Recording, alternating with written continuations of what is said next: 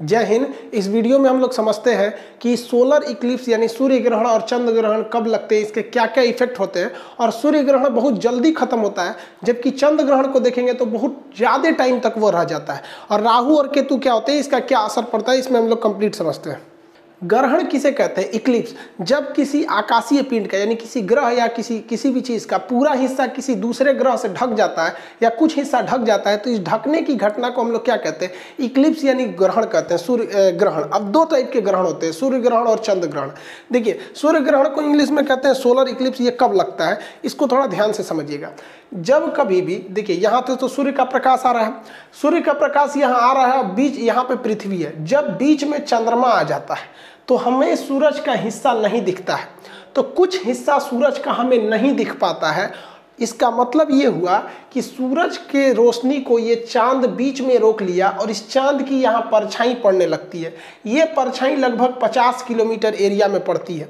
जिस देश में ये परछाई पड़ती है, पृथ्वी के जिस देश में, उस देश में हम लोग कहते हैं कि वहाँ से सूरज नहीं दिख रहा है, कटा हुआ दिख रहा है, क्योंकि बीच में कौन आ जाता है? चंद्रमा। तो इसे हम कहते हैं लोग सूर्य ग्रहण के नाम से जानते हैं। अब ये सूर्य ग्रहण भी 3 टाइप के होते हैं सब, पार्शियल, एनुलर और टोटल। अब एक बात बताइए आप, ये जो चंद्रमा है ये डायरेक्ट यहाँ तो आ नहीं गया होगा, धीरे धीरे आया होगा। तो पहले थोड़ा सा हिस्सा ढका होगा, फिर ढका होगा, फिर कंप्लीट ढक गया होगा। तो इसलिए अगर बहुत कम धसा है तो पार्शियल, ज़्यादा धसा है तो एनुलर, पूरा कंप्लीट ढक लिया तो उसे हम लोग कहते हैं ना टोटल सोलर इक्लिप्स। जैसे समझिए, हमको मान लीजिए कि हम सूर्य हैं और आप लोग पृथ्वी हैं, आप हमको देख रहे हैं, ठीक है। बीच में से क्या आ गया? ये चंद्रमा आ रहा है। अभी आप मेरा फेस हल्का सा ढका हुआ फील कर रहे हैं, तो ये पार्शियल सूर्य ग्रहण है। अभी देख रहे हैं तो आप लोग ये एनुलर दिख रहा है, फिर भी आपको हल्का हल्का हिस्सा दिख रहा होगा, तो ये एनुलर है। एनुलर अगर बहुत करीब हो गया तो उसे कहते हैं टोटल सोलर इक्लिप्स। तो एनुलर और टोटल में ज़्यादा का अंतर नहीं होता है। एनुलर जो होता है वो मतलब हल्का सा जगह छोड़ देता है। आप अगर इसमें देखिएगा तो ये जो है ये आपका पार्शियल है, ये एनुलर सोलर इक्लिप्स है, और ये आपका क्या चीज़ है? टोटल सोलर इक्लिप्स है। तो ये 3 तरह के होते हैं, ज़्यादातर यही वाले देखने को मिलते हैं, हल्का सा पार्शियल देखने को मिलते हैं। सूर्य ग्रहण में हमेशा याद रखिएगा कि बीच में चंद्रमा आ जाता है। चंद्रमा की वजह से सूर्य का प्रकाश नहीं पहुंचता है और इसकी परछाई कितने किलोमीटर पर पड़ती है? 50 किलोमीटर पर पड़ती है। और ये परछाई पश्चिम से पूरब की ओर मूव करती रहती है। पश्चिम से पूरब की ओर क्या करती है? मूव करती है। क्योंकि हम लोग की पृथ्वी कैसे घूम रही है? पश्चिम से पूरब। तो ये शैडो भी कैसे घूमेगा? पश्चिम से पूरब ही घूमता है। लेकिन क्वेश्चन समझिएगा ध्यान से कि सूर्य ग्रहण बहुत जल्दी खत्म हो जाता है, जिसका रीजन देखिए, बहुत सिंपल सा रीजन है। सूर्य ग्रहण जल्दी क्यों खत्म होता है? तो हम ये जो चंद्रमा है ये अपने एक्सिस पे इधर की ओर भाग रहा है, ठीक है। और ये जो पृथ्वी है ये सूर्य का चक्कर लगाती है, तो ये भी अपने एक्सिस से इधर की ओर भाग रही होती है। तो इससे क्या होता है कि ये बहुत जल्दी ये डिस्टेंस आपस में हट जाते हैं। तो एक जा रहा है इस साइड में और एक जा रहा है इस साइड में, देखिए फटाक से हट जाएगा, दोनों तुरंत जल्दी हट जाएगा। अब यहाँ से हम इसको सूर्य को भी देख लेंगे और यहाँ पे चंद्रमा पे भी प्रकाश आ जाएगा। तो ऐसी घटना, ये सूर्य ग्रहण बहुत जल्दी खत्म इसलिए होते हैं क्योंकि एंटी क्लॉक घूम रहा है, पृथ्वी भागी इस साइड में और चंद्रमा भागा इस साइड में, सब टोटल प्रकाश आने लगा और ये सूर्य ग्रहण बहुत जल्दी खत्म हो जाता है। तो इसलिए सूर्य ग्रहण मैक्सिमम 7 मिनट और 8 सेकंड का ही हो सकता है। देखिए, ये जो सूर्य ग्रहण है, ये सूर्य ग्रहण जब भी लगेगा तो अमावस के दिन लगता है। अमावस को हम लोग कहते हैं न्यू मून। उस दिन चांद पूरी तरह से काला होता है, हम लोग कहते हैं अनहरिया है न्यू मून के दिन, उसे हम अमावस कहते हैं। कैसे? आप जरा ध्यान दीजिए, सूरज की रोशनी चंद्रमा पे पड़ जरूर रही है, लेकिन वो इस साइड में पड़ रही है। आप देखेंगे तो सूरज की रोशनी इस साइड में पड़ रही है, जबकि हम लोग चांद को इस डायरेक्शन से देख रहे हैं। तो हमें तो चांद यहाँ वाला दिखेगा, काला ही तो दिखेगा। इसीलिए कहते हैं कि जब भी सूर्य ग्रहण लगेगा वो किस दिन लगता है? अमावस के दिन, क्योंकि हम लोग इस साइड से इसे देख रहे होते हैं। अब इस सूर्य ग्रहण के कुछ प्रभाव होते हैं, ये सब समझ गए, टाइप समझ गए, टाइमिंग कम क्यों लेता है ये समझ में गए। इसके प्रभाव, इसका प्रभाव क्या होता है? इसे डायरेक्ट नहीं देखना चाहिए, इसका आंखों पर बहुत निगेटिव इफेक्ट पड़ता है, आंख की रोशनी भी जा सकती है। दूसरा कि टेम्परेचर, वातावरण का टेम्परेचर कुछ समय के लिए घट जाता है। और ये सूर्य ग्रहण ज्यादा देर के लिए तो लगता भी नहीं है, 7 से 8 मिनट के लिए सूर्य ग्रहण लगता है। देखिए, अब चंद्र ग्रहण समझते हैं हम लोग। चंद्र ग्रहण को इंग्लिश में लूनर इक्लिप्स कहते हैं। चंद्र ग्रहण के समय होता क्या है कि चंद्रमा जो होता है वो साइड में आ जाता है, घूमते घूमते इस साइड में, और बीच में आ जाती है पृथ्वी। तो पृथ्वी से तो सूरज पूरी तरह से दिख जाता है, लेकिन ये पृथ्वी सूरज से उस प्रकाश को रोक देती है जो चंद्रमा तक जा रहा होता है, इसलिए हमें चंद्रमा का कुछ भाग कटा हुआ दिखाई देता है, तो जिसे हम लोग कहते हैं चंद्र ग्रहण के नाम से जानते हैं। अब ये चंद्र ग्रहण जो होता है ना बहुत लंबा समय तक होता है, 3-4 घंटा तक रहता है। एक्यूरेट टाइम जो होता है 3 घंटा 28 मिनट तक होता है। ऐसा क्यों होता है, ये ज्यादा टाइम क्यों ले रहा है? देखिए हमारी जो पृथ्वी है ये तो सूर्य का चक्कर लगा रही है ऐसे ऐसे, ये हमारी पृथ्वी सूर्य का चक्कर लगाती है, लेकिन इसी के पीछे पीछे चंद्रमा किसका चक्कर लगाता है? वो तो पृथ्वी का चक्कर लगा रहा होता है। अब देखिएगा दोनों में प्रॉब्लम क्या है, जब तक पृथ्वी बीच में रहेगी चंद्रमा पर प्रकाश कम पड़ेगा और ये चंद्र ग्रहण लगेगा। तो चंद्र ग्रहण का रीजन देखिए, पृथ्वी जा रही है अपने एक्सिस पे और ये भी उसी के साथ साथ बढ़ेगा, तो ये कुछ देर तक ऐसी कंडीशन आएगी जब पृथ्वी क्या रहेगी, बीच में आ जाएगी इन दोनों के, इसलिए इसमें टाइमिंग थोड़ी सी ज्यादा लग जाती है। और वही अगर सूर्य ग्रहण की बात करेंगे तो सूर्य ग्रहण की टाइमिंग बहुत ही कम होती है, इसकी टाइमिंग कितनी हो जाती है, 3 से 4 घंटे लगता है। ये जब भी लगेगा तो पूर्णिमा के दिन लगेगा। जैसे देखिए ध्यान से, जब पृथ्वी बीच में नहीं थी तो सूर्य का प्रकाश टोटली इस पर पड़ता था, टोटली पड़ता था और ये चमकीला दिखता था और हम लोग को इसको देखने में कोई दिक्कत नहीं थी, हम एकदम इसका चमकीला भाग देख लेते थे। लेकिन बीच में कौन चला आया भैया, इनके बीच में चली आई पृथ्वी आके रोक दी इसे। तो पूर्णिमा के दिन ही, फुल मून के दिन ही आपको क्या दिखने को मिलेगा, चंद्र ग्रहण। इसको याद रखने का एक ट्रिक समझिए कि भैया पूर्णिमा के दिन ही तो पूरा चांद निकलता है, और वो ढका कि नहीं ढका तभी ना हमें समझ में आएगा। अमावस के दिन ससुरा चांद नहीं निकलता है, वो ग्रहण लगा कि मर गया क्या पता चलता है। तो ट्रिक से हमेशा याद रखिएगा कि पूर्णिमा के दिन पूरा चांद निकलेगा और उसी पे ढक जाएगा तो क्या निकलेगा, चंद्र ग्रहण लगता है।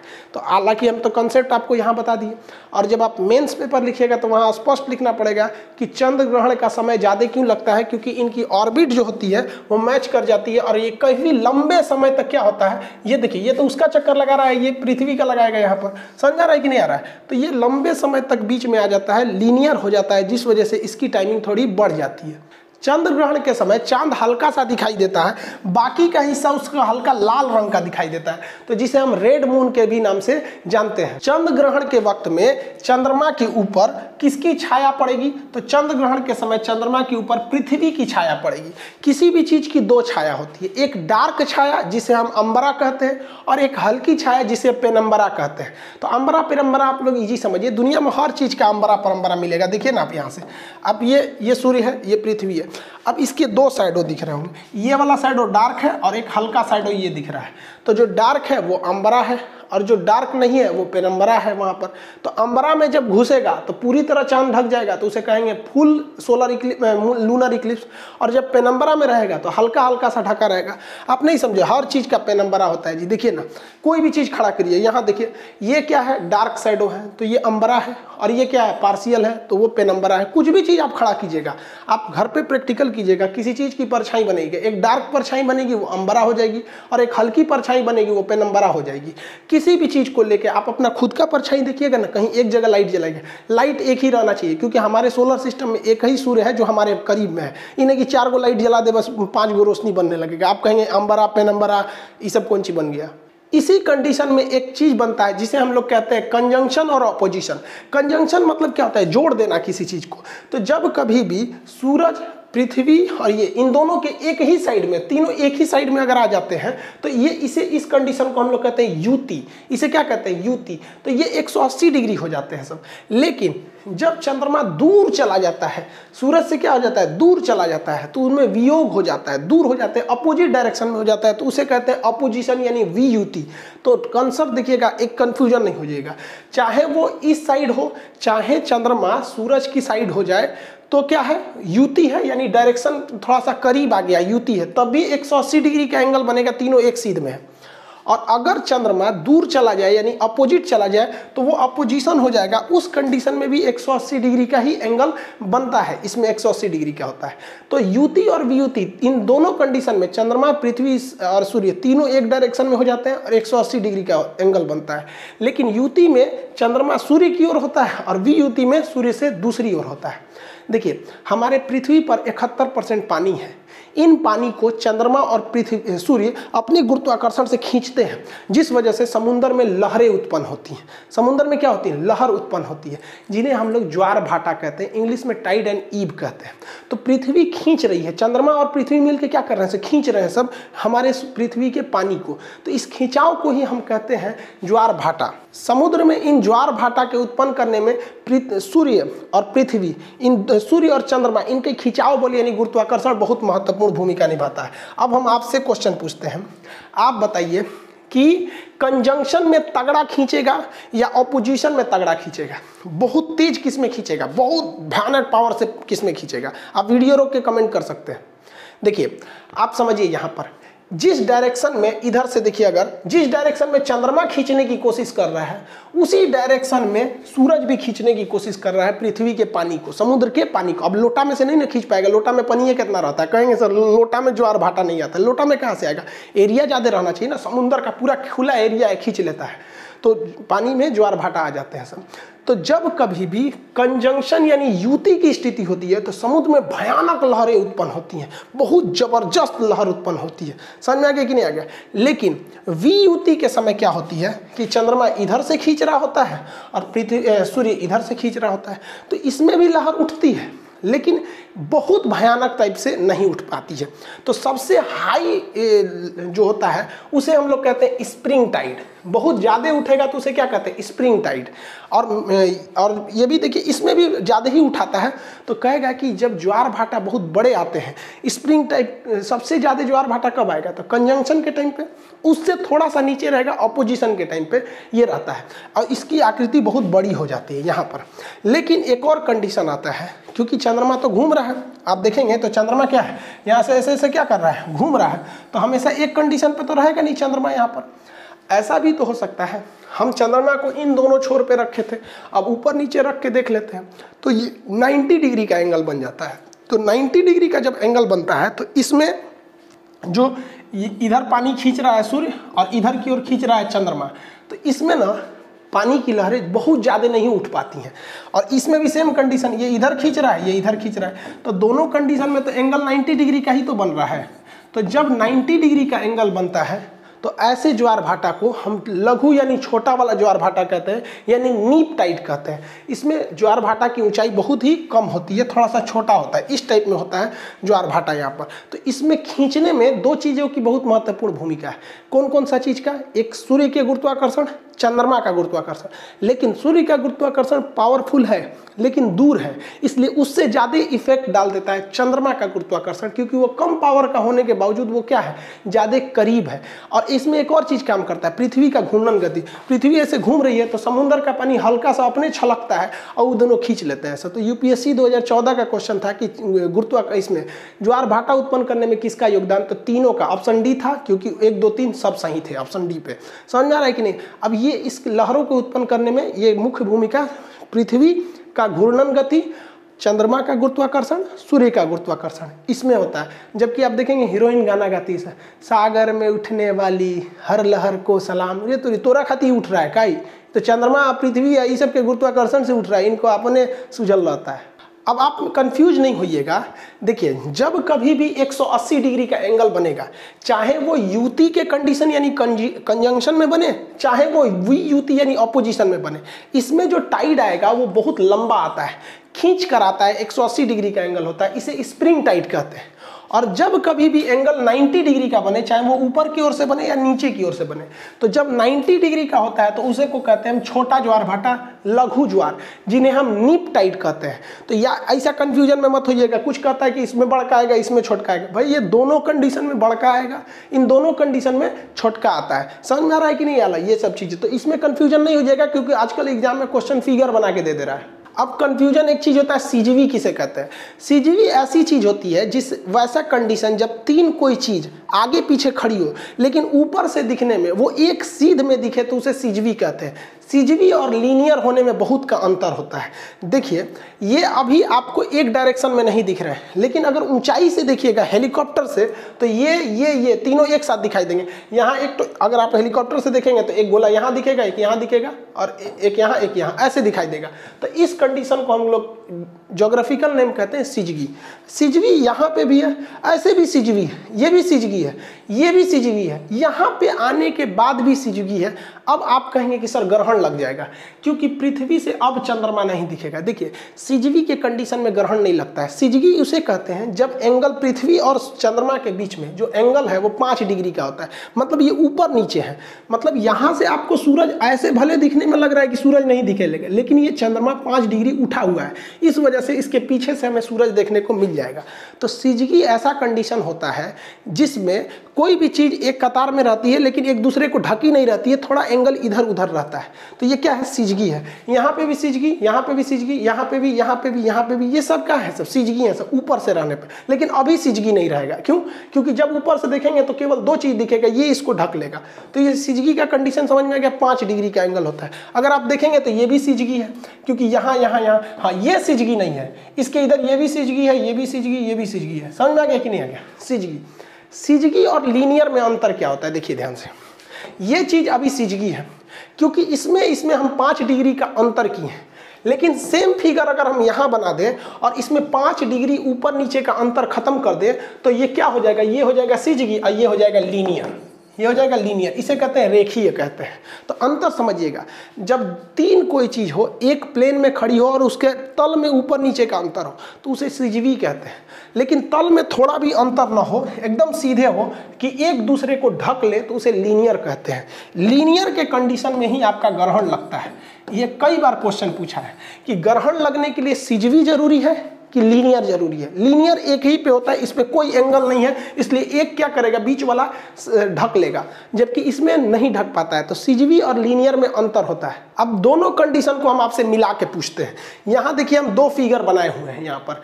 अभी ये क्या है? ये सूर्य से दूरी पर है, तो हम इसे कंफर्म कह सकते हैं कि ये VUT है। क्या है? ये VUT यानी अपोजिशन के कंडीशन में है, ये VUT है यहाँ पर। अब यहाँ 2 कंडीशन आते हैं। अगर ये 5 डिग्री ऊपर नीचे होगा, 5 डिग्री ऊपर नीचे हो जाएगा, तब तो हम उसे कहेंगे सिजवी। और जहाँ अगर ये सिजवी हुआ तो सिजवी होगा तो ये हल्का सा ऊपर होगा और सूर्य का प्रकाश सीधे इसके ऊपर पड़ जाएगा और हमें चंद्रमा पूरी तरह दिखाई देगा, तो हम उसे कहेंगे पूर्णिमा है। क्या है? पूर्णिमा। लेकिन अगर ये सिजवी ना होकर एकदम बराबर तल में हो जाए, 5 डिग्री उठा हुआ ना होकर बराबर हो जाए, तो वो हो जाएगा लीनियर। और जैसे लीनियर होगा तब क्या लग जाएगा? ग्रहण लग जाएगा, क्योंकि ये प्रकाश तो इसको रोक लिया। समझ आ गया कि नहीं गया? तो सिजवी होगा तो पूर्णिमा और लीनियर होगा तो चंद्र ग्रहण लगा देगा यहाँ पे, क्योंकि चंद्रमा पर पृथ्वी की परछाई पड़ जाएगी, क्योंकि ये 5 डिग्री उठा हुआ नहीं है। आप इसी कंडीशन को इस फिगर में देखिए। ये फिगर बीच में चंद्रमा है, यानी करीब चला गया। तो जब चंद्रमा करीब चला जाता है, यहाँ पर सूर्य के करीब आ गया, तो इसे युति कहते हैं। इसे क्या कहेंगे? युति कहते हैं। समझ आ गया कि नहीं? युति तो पढ़ाई दी है अभी, युति कहेंगे, कंजंक्शन। युति में भी एक शर्त, अगर ये सिजवी है, अगर ये सिजगी है तो सिजगी में ये 5 डिग्री उठा हुआ रहेगा। 5 डिग्री उठा होने से सूर्य का प्रकाश सीधे पृथ्वी पे पहुंच जाएगा, कोई दिक्कत नहीं। लेकिन चंद्रमा पर केवल इस वाले डायरेक्शन में पड़ेगा और हम लोग को इस डायरेक्शन से देखने पर क्या होगा कि ये वाला चीज काला दिखेगा। तो हम ये कह सकते हैं कि अगर युति आया है, युति मतलब कंजंक्शन है, और अगर वो सिजवी है तब वो हमें क्या दिखेगा? अमावस दिखेगा। क्या दिखेगा? अमावस। लेकिन अगर सिजवी ना होकर क्या दिख जाएगा भैया? लीनियर हो जाएगा, यानी इन तीनों का तल बराबर हो जाएगा, तो सूर्य के टोटली प्रकाश को ये चंद्रमा रोक लेगा और हमें यहाँ से देखने पर ये चंद्रमा की परछाई पृथ्वी पर पड़ेगी और हमें सूर्य पूरा नहीं दिखाई देगा। जब सूर्य पूरा नहीं दिखाई देगा तो उसे कहते हैं सूर्य ग्रहण। क्या कहेंगे? सूर्य ग्रहण के नाम से जानते हैं। समझ में आ गया आप लोग को इस फिगर के हिसाब से? अब आपके एक मन में सवाल आएगा कि अगर ये हम सूरज को देख रहे थे, बीच में चंद्रमा आ गया तो ग्रहण लग गया, तो बीच में जब ये 2 ग्रह है सब, बुध और शुक्र यानी मरकरी और वीनस, तो इनसे ग्रहण क्यों नहीं लगता है? क्योंकि पृथ्वी, सूर्य तो इनसे भी ढकती है। तो देखिए इसको इससे ज़्यादा नहीं ढक पाता है। रीजन समझिए, चंद्रमा जो है हमारे करीब है। जब आप हाथ को करीब लाते हैं तो बहुत बड़े एरिया को ढक लेते हैं, और दूर हाथ रखते हैं तो ज़्यादा एरिया को नहीं ढक पाते हैं। ये करीब है इसलिए ये सूरज को ज़्यादा ढक लेता है। इससे ज़्यादा बड़े ये दोनों ग्रह हैं, लेकिन ये काफ़ी दूरी पर है, इसलिए ज़्यादा एरिया को नहीं ढक पाते हैं। जैसे इसको मान लीजिए कि ये कोई ग्रह है, अभी आप बताइए तो ये कितना ढक पा रहा है, इस बोर्ड को थोड़ा सा ढक पा रहा है, बहुत थोड़ा ढक पा रहा है। तो वैसे ही काम करते हैं सब ये बुध ग्रह, इतना दूरी पे है कि बहुत कम ढकता है। लेकिन अगर हम इसी को आपके करीब लाएंगे तो देखिए ना, बहुत ज़्यादा एरिया ढकते जाएगा। करीब ला देंगे तो पूरा ढक लेगा, पूरा ढक लिया कि नहीं ढक लिया। तो यही वजह है कि चंद्रमा छोटा होने के बावजूद ज़्यादा सूरज को ढक लेता है और ग्रहण लगा देता है, क्योंकि ये करीब है। और ये बड़े होने के बावजूद होते हैं, ये पूरी तरह से नहीं ढक पाते हैं क्योंकि ये दूरी पर है। तो इस घटना को हम ग्रहण नहीं कहते हैं, बल्कि इससे सूर्य ढकता नहीं है, बल्कि हल्का हल्का धब्बा धब्बा दिखता है, दो ठो गोल। तो इस घटना को हम परागमन या ट्रांजिट कहते हैं। परागमन कहेंगे या फिर ट्रांजिट कहेंगे। तो ग्रहण ये अलग चीज हो जाता है। अगर आप माइथोलॉजी यानी धार्मिक ग्रंथ के हिसाब से देखेंगे तो क्या था भाई, ग्रहण क्यों लगते हैं, तो इससे दुश्मनी थी किसकी, देखिए ध्यान से। एक अमृत का एक घड़ा मिला था कि जो पी लेगा वो कभी मरेगा ही नहीं। तो राक्षस और देवताओं में दुश्मनी चलता था। राक्षस देवता अच्छे थे, राक्षस खचरा थे सब। लेकिन दिक्कत था कि राक्षस सब बलशाली भी ज़्यादा था सब। तो देवताओं ने एक प्लान बनाया, विष्णु भगवान ने प्लान बनाया था कि ये अमृत जो है ना, हम देवताओं को पिला देते हैं। तो देवताओं को एक अलग लाइन में रख कर ये अमृत पिलाया जा रहा था। तो इसी में ससुरा एगो राक्षसवा बहुत खचरा था, वो घुस के इसी में लाइन लगा के बैठ गया। इसमें जब घुस गया ना, तो लाइन से पिलाते पिलाते इहो पी लिया। ससुरा कहीं का राक्षसो अमृत पी लिया। अब तक कुछ भी करिए मरेंगे नहीं यहाँ पर। अब क्या करेंगे, तब तक पीछे से देख रहे थे सब इनको। सूर्य देख रहा था और कौन देख रहा था, चंद्रमा देख रहा था। ये दोनों देख रहे थे सब और इशारा कर दिए से, दूर लोल कहीं का एकरा पिया दे लो, अभी मरबे नहीं करेगा, अब क्या होगा। तो ये ससुरा जो था इन दोनों पर पिनिक गया कि तेरा ढेर नौटंकी सूझल है। तब तो विष्णु भगवान अपना चक्र चला दिए, जिनको सुदर्शन चक्र। और ये जो ग्रह था, ये जो राक्षस था, इसका सर कट गया। इसका सर क्या हो गया, कट गया। लेकिन ये मरा नहीं, क्योंकि अमृत पी चुका था, मरा नहीं। लेकिन सर कटने की वजह से शक्ति खो दिया। और ऊपर का कहलाता है राहु और नीचे का कहलाता है केतु। ऐसी पौराणिक कथाओं में ऐसी चर्चा है। यहाँ पर हमारा काम ज्योग्राफी पढ़ाना था, वो पढ़ा दिए। इसको मानिए चाहे मत मानिए, वो आपका काम है यहाँ पर। तो राहु और केतु, तो कहा जाता है कि जब चंद्रमा जो होता है, तो ये राहु और केतु का सर किसके वजह से कटा था, तो चंद्रमा के वजह से और सूरज के वजह से, क्योंकि यही इशारा कर दिए थे सब। इसलिए राहु और केतु इन दोनों को कहते हैं कि तो हम देख लेंगे, औकात दिखा देंगे। तो इन्हीं की औकात दिखाने को हम कहते हैं सूर्य ग्रहण और चंद्र ग्रहण। इन्हीं दो से दुश्मनी है, इसीलिए इन्हीं दो पर ग्रहण लगता है और किसी पर ग्रहण नहीं लगता है। सर पौराणिक कथाओं के अनुसार यहाँ पर ग्रहण कब लगता है, जब ये पृथ्वी का रास्ता काटता है तो यहाँ पे राहु हो जाता है, फिर जब दोबारा काटता है तो केतु हो जाता है। तो राहु और केतु कहते हैं लोग। इस कंडीशन में मान लीजिए यहाँ पर चंद्रमा है, राहु पे या केतु, तो कोनो का जन्म हुआ तो खचरा निकल जाता है, ऐसा मान्यता है। तो आई होप आप इसको समझ रहे होंगे। PDF आपका इसका एप्लीकेशन पे दिया हुआ है, आप लोग एप्लीकेशन पे पढ़ ही रहे होंगे। इसका एप्लीकेशन का लिंक डिस्क्रिप्शन में दिया हुआ है। अभी उसमें ज्योग्राफी का एडमिशन चलेगा आपका दीपावली तक, उससे पहले तक ले लेंगे आप लोग, वरना फिर कोर्स आगे निकल जाएगा। आई होप आप इसे समझे होंगे। आगे के क्लास में बिग बैंग थ्योरी समझा देंगे, आकाशगंगा, मंदाकिनी, तारामंडल, नक्षत्र, अंतरिक्ष, सौर मंडल, ये सब क्या चीज़ होते हैं सर, इसको हम लोग नेक्स्ट क्लास में कभी चर्चा करेंगे। जय हिंद।